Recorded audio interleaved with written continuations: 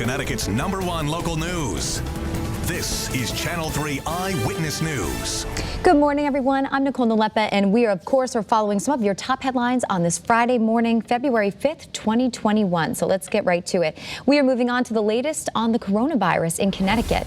Here in Connecticut, they are playing catch up after Cooper trying to vaccinate everyone who had to cancel their appointments because of the snow this week. Meanwhile, more help in the vaccination effort may be on the way.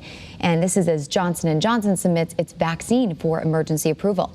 Channel 3 Eyewitness News reporter Caitlin Nicole has the latest now on more when a third vaccine could be entering the mix and what this could mean for our state. Winter Storm Cooper this week forced thousands of COVID vaccine appointments to be canceled. The state expects to finish vaccinating between 10 and 15,000 of those people by Sunday. Governor Ned Lamont says more than 50% of those 75 and older in our state have now gotten at least the first dose of their COVID vaccine, which means the next phase of those 65 and up could start getting their shots within the next 10 days. Clearly, we don't have enough of the Moderna, Pfizer RNA vaccines right at this point to deal with the pandemic in the U.S., let alone the world. Caitlin Nicole, Channel 3 Eyewitness News. All right, and health officials will be watching if more New Yorkers end up showing up for vaccine appointments today along the shoreline. And that's because there was a mix-up that led to more than a dozen being able to book times at a CVS in Waterford. Now, when these people arrived from New York to get their shots yesterday, they were denied their appointments. CVS put out a statement saying they're following Connecticut rules that only people who live or work here can get the vaccine. Emails and texts saying, be sure you come in, have your proof, have your cards, everything. Another New York group that showed up had the police called on them earlier in the day after allegedly refusing to leave. No arrests were made. And now this morning, should alcohol be available in more places, including supermarkets? Well, Connecticut lawmakers may allow it, but liquor stores are against it. If you take a grocery store and you put wine in grocery stores, I mean, you're talking you could probably lose 20% of your business. And for a company like us, that would devastate us. The proposal would allow wine to be sold in supermarkets. It would also allow beer to be sold in big box stores. Restaurants could continue selling to-go alcoholic drinks, which was started after the pandemic hit. Connecticut has 1,200 package stores like this, a lot of mom and pop shops, and they say wine sales are their biggest profits.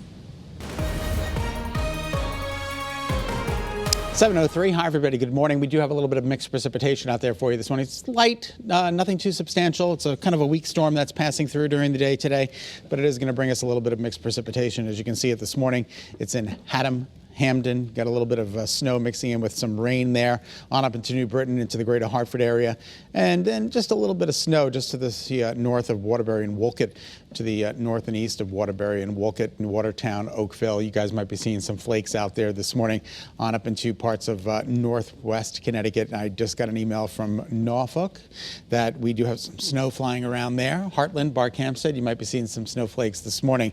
This is like batch number 1, and then we're going to get a little bit of a break, and then batch number 2 is going to roll in, and that should be in the form of mostly rain as the temperatures are going to be warming up. It's still 28 degrees, though, in Hartford right now with mostly overcast conditions. As the temperatures move up, though, they're going to climb into the low 40s today. You'll notice, again, that little snow icon around 8 a.m. Then we get a little bit of a break between 9 and 10, and then some more rain rolls in between 11 and noon, 1. And then by 2, 3 o'clock this afternoon, it should really start to wind down. And that is certainly before the evening rush, which is good news. More of the same for the shoreline, with temperatures topping out in the low to mid 40s. Temperatures out there right now, Willimantic at 22. That's the cool spot, to the warm spot of 35 in New Haven. So quite the temperature differential this morning. Everybody needs the winter coat, though, this morning. It's kind of raw out there. And the winds are calm. That's the good news, with the exception of the shoreline. Anywhere from 3 to 8 miles an hour sustained. That'll make it feel a little bit cooler there. So mostly cloudy to start, with that little bit of snow mix and rain expected by late this morning through early this afternoon. And then, unfortunately, the storm is back in the system for Sunday.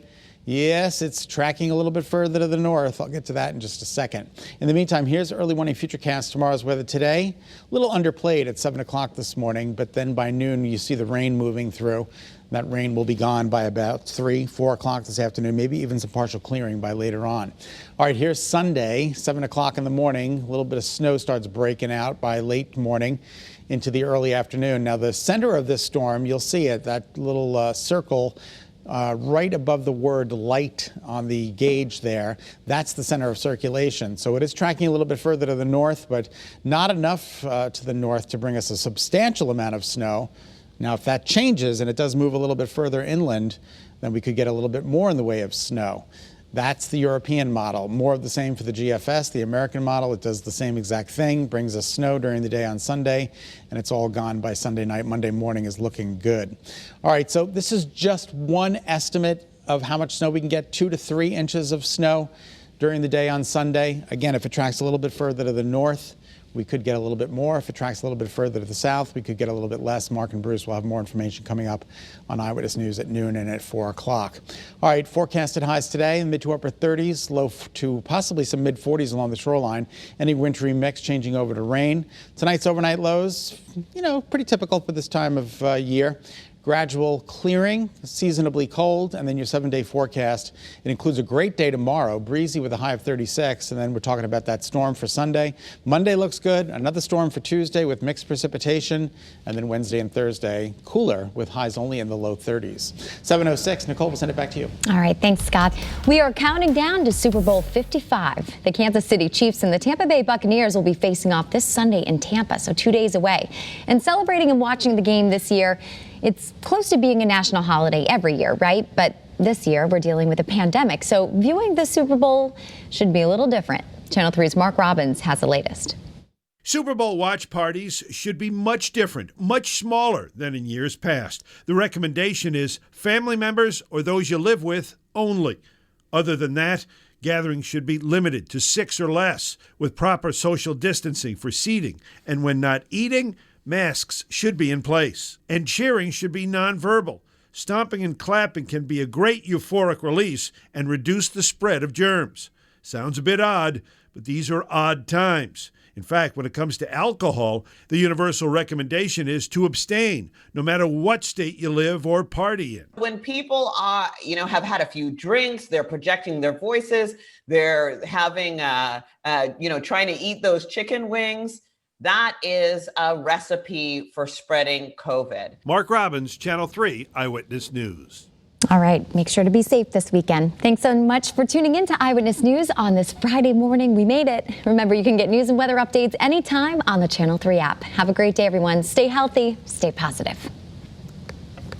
Thanks for watching Channel 3 Eyewitness News. Watch us live wherever you are on our mobile, on our streaming news app. And you can also watch us on Roku, Apple TV, and Fire TV.